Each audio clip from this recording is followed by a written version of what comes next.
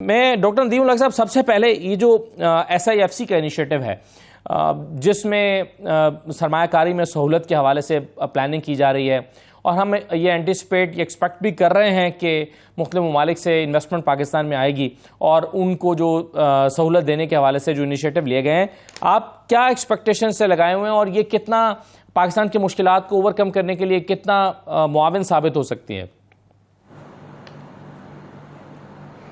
دیکھیے جی، اس پہ میں ایک چھوٹی سی بات کہوں کہ سی پیک پہ ہم نے بہت بھروسہ کیا ہوا تھا اور ہم کہہ رہے تھے سی پیک گیم چینجر ہے، اور سی پیک 10 سال سے آ رہی ہے اور $20 بلین کہتے ہیں آ بھی گیا، ہمارے ملک میں لگ بھی گیا، پر ہم پھر ڈیفالٹ کے قریب آ گئے.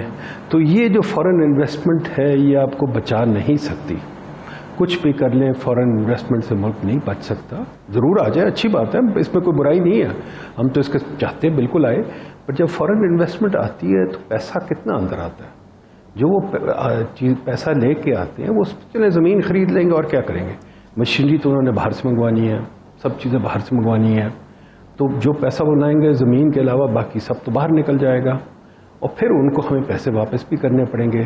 تو ضرور فورن انویسٹمنٹ آئے، بہت اچھی چیز ہے، اس کو اور بڑے فوائد ہیں، اس کے کوئی خلاف نہیں ہے، بٹ اس کو سمجھنا کہ آپ کے مسئلے حل کر دے گا. جو آپ کے 75 سال کے مسئلے ہیں، جو 75 سال کی آپ کی بگڑی ہوئی عادات ہیں، جو 75 سال سے پبلک سیکٹر بڑھ رہا ہے، جو 75 سال سے اب سبسڈیز چل رہی ہیں، جو 75 سال سے بجلی چوری ہو رہی ہے، جو 75 سال سے وڈیروں کو انکم ٹیکس فری ملا ہوا ہے، ہزار میں ایسی باتیں کر سکتا ہوں. یہ چیزیں تو نہیں ٹھیک کرنی فورن انویسٹمنٹ نے. تو ڈاکٹر صاحب لیکن کہیں سے شروع تو کرنا پڑے گا، یہ تو اتنا کمپلیکیٹڈ معاملہ ہے. پاکستان کو بہرحال جو انویسٹمنٹ چاہیے یا ڈالرز چاہیے، ایکسپورٹس کو بہتر کرنا ہے تو کہیں سے تو شروع کرنا پڑے گا. آپ سمجھتے ہیں کہ ایک ایسا انیشیٹو ہے کہ چلیے اس کو اتنے گوناگوں مسائل میں ایک رے آف ہوپ سمجھنا چاہیے؟ دیکھیے جہاں سے شروع کرنا ہے وہ اپنے آپ سے شروع کرنا ہے. اگر میرے مسئلے ہیں کہ مجھے کاہلی کی عادت پڑی ہوئی ہے، کام کرنے کی عادت نہیں پڑی، مسئلہ یہ ہے، مسئلے ہمارے ہیں. بجلی چوری کیوں ہو رہی ہے؟ بھائی ختم کریں. اچھا میٹر کیوں نہیں لگتے؟ یہ جو کبھی کبھی آ گیا، جوش آ گیا، 2-4 بندے کھڑکا دیے، کوئی فرق نہیں پڑتا. ہماری بجلی کے جو پری پیڈ میٹرز کی ہم بات کر رہے ہیں پچھلے 15 سال سے، 15 سال میں پلاننگ کمیشن پہ اتنا زور ڈالا، کوئی پری پیڈ میٹر نہیں لگنے دیتا. پھر مجھے بتائیے مفت بجلی کیوں آتے رہے؟ وائٹ ہاؤس میں مفت بجلی نہیں ہے، 10 ڈاؤننگ اسٹریٹ پہ مفت بجلی نہیں، کسی ملک میں مفت بجلی نہیں ملتی، یہاں کیوں مل رہی ہے؟ اس کے فگرز بھی آ گئے کتنی بڑی اماؤنٹ ہے، پر پھر بھی نہیں ہمیں چیلنج. میٹنگ بھی ہوئی اس پہ، میٹنگ انہوں نے کہا ملتوی کر دیا، ہم بعد میں کریں گے. مفت بجلی، آٹا لے رہے ہیں، اب آٹا کیوں لے رہے ہیں؟ گاڑیوں کیوں پروٹیکٹ کریں؟ دیکھیے یہ چیزیں بھی تو ٹھیک کرنے والی ہیں. باہر والے آپ کو آ کے خیرات دے دیں گے تو اس کے بعد آپ کی جو ہڈ حرامی ہے، جو آپ کی اندر مصیبتیں ہیں، جو آپ نے گاڑیوں کو پروٹیکشن دینی ہے، شوگر کو دینی ہے، 1000 سبسڈیز دینی ہے، ماشاءاللہ گورنمنٹ سرونٹس رکھنے جو کوئی کام نہیں کرتے. اتنی لمبی فہرست ہے وڈیروں کے جو بچے ہیں وہ کچھ کام نہیں کرتے سوائے اسلام آباد لاہور میں بیٹھ کے کھیل رہے ہیں گولف. یہ چیزیں ٹھیک کب ہوں گی؟ کب یہ ریفارم آئے گا؟ جب یہ چیزیں ٹھیک ہوں گی، جب پاکستانی کو 9 to 5 کام کرنے کی عادت پڑے. ابھی آپ سیکرٹریٹ میں چل جائے، کوئی بندہ 9 to 5 نہیں کام کر رہا، بلکہ میرا خیال 10 to 2 کام کر رہے ہیں. جی تو یہ عادت ٹھیک کرنے والی بات ہے. اور ڈومیسٹک انویسٹمنٹ کیا مر گئی ہے؟ ڈومیسٹک انویسٹمنٹ کیوں نہیں ہو سکتی؟ بالکل صحیح ہے. ڈومیسٹک انویسٹمنٹ ختم ہو چکی ہے، آپ کہہ رہے ہیں فوراً آئے گی. سر اس وقت ایکسچینج ریٹ پاکستان کا بڑا مسئلہ ہے. ڈاکٹر ندیم صاحب، ہم نے پچھلے کچھ دن میں چلیے کچھ لوگوں کی ایک پریشانی کم ہوئی ہے کہ وہ جو اسپیکولیشن ہو رہی تھی کہ ڈالر تو اب بڑھتا چلا جا رہا ہے اور یہ 350 پہ اور شاید 400 پہ جا سکتا ہے، لیکن نہ صرف اس میں ٹھہراؤ آیا، انٹر بینک اور اوپن مارکیٹ میں ایک برابری پیدا ہوئی اور پھر انٹر بینک میں بھی کچھ کمی واقع ہوئی ہے. اب لوگوں کی امیدیں یہ ہیں کہ مزید کمی واقع ہو سکتی ہے. آپ کے خیال میں ڈالر کا ریٹ کیا ہونا چاہیے پاکستان میں ریئلسٹک اپروچ کے ساتھ؟ وہ کتنے پر آ کر اس کو ٹھہر جانا چاہیے اور پھر اس کو سٹے کرنا چاہیے تاکہ آپ ڈومیسٹک انویسٹمنٹ کی بات کر رہے تھے تو کم از کم انویسٹر کو پتہ تو ہو کہ ڈالر ہے کیا؟ دیکھیے جی، پیشین گوئی تو میں نہیں کر سکتا. پیشین گوئی کر سکتا تو بہت امیر آدمی ہوتا. تو پیشین گوئی تو کوئی اکانومسٹ نہیں کر سکتا اور نہ کرنی چاہیے. بٹ یہ ضرور ہے کہ سسٹم کو اگر دیکھیں تو ڈالر میں ٹھہراؤ آنا تب آئے گا جب ہم کوئی سیریسنس شو کریں کہ ہم کچھ کرنے کو تیار ہیں. پوری دنیا یہ ایکسپیریمنٹ کر چکی ہے. امریکہ سے لے کے جاپان سے لے کے یورپ سے لے کے ہر کوئی اسپیکولیشن کر چکا ہے کوشش کہ کسی طریقے سے مارکیٹ کو روکا جائے. مارکیٹ رکتی نہیں. اور اب تو مارکیٹ بہت آزاد ہو چکی ہے. اب تو ہمیں ضرورت ہی نہیں منی چینجز کی. منی چینجز کو بند کر لیں.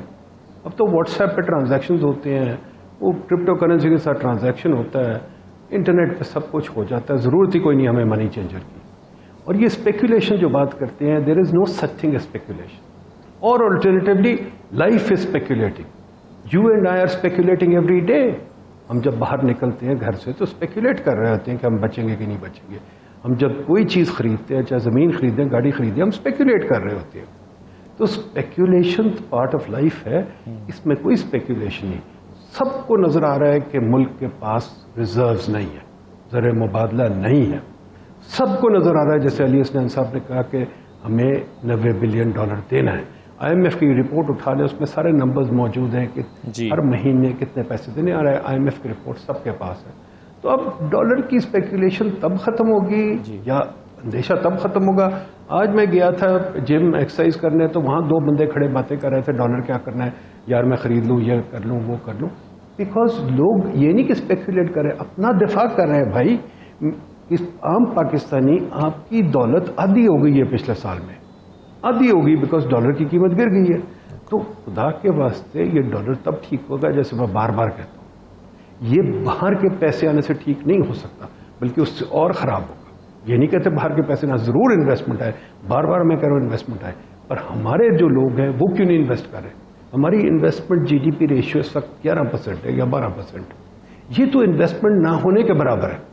ملک اس دن چلے گا جس دن ہماری انویسٹمنٹ ریٹ 25-30% ہوگی, یعنی کہ آپ اپنی انکم میں سے 25% انویسٹ کریں. آئی ڈونٹ کیئر کیا کر رہے ہیں, چاہے ریسٹورینٹ بنا رہے ہیں, چاہے دکان بنا رہے ہیں, چاہے کچھ کر رہے ہیں. اور ملک تب چلے گا جب آپ ایکسپورٹ کریں.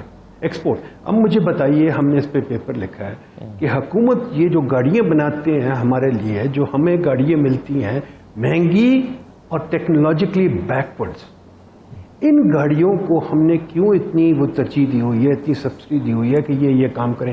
باہر سے کوئی گاڑی منگوا نہیں سکتا. ہم نے یہ لکھا ہے کہ ان گاڑیوں کو فورس کریں کہ ایکسپورٹ کریں, ان پہ ٹیکس لگائیں. یہ ایکسپورٹ نہیں کرتے تو ان پہ ٹیکس لگائیں. بلکہ ہم تو یہ کہہ رہے ہیں کہ جو انڈسٹری ایکسپورٹ نہیں کرے ان سب پہ ٹیکس لگاؤ کو ایکسپورٹ کرو. اس وقت جو کام ہے وہ یہ ہے کہ جس طریقے سے مرضی بجائے ڈالر پہ ڈنڈے مارنے کے ایکسپورٹرز پہ چابک چلائیں. وہ جو گھوڑا, جو ایکسپورٹ کا گھوڑا ہے, اس کو چابک لگائیں, اس کو کہیں چل بھائی چل چل. جو انڈسٹری ہے اس کو سب کو فورس کریں ایکسپورٹ کرنے کی, کہ ہم یہاں کچھ کریں اور باہر ایکسپورٹ کریں. اگر ہم ایکسپورٹ ہی کرنے کو نہیں تیار, میں 3 چیمبرز میں گیا ہوں ریسنٹلی, ملتان, بہاولپور, فیصل آباد. چیمبرز میں نے پوچھا ایکسپورٹر کتنے کو, کہتے 1-2 بھی نہیں ہے, کیونکہ سارے چیمبرز والے گھر میں کام کر رہے ہیں یہاں, بیکاز حکومت سبسڈی دیتی ہے ان کو کہ یہاں کام کرو.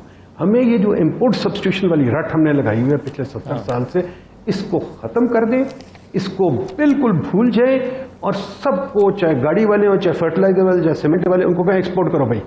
جو ایکسپورٹ نہیں کرے اس پہ ایکسٹرا ٹیکس لگا دیں, ایکسپورٹ کریں, یہ کام کریں.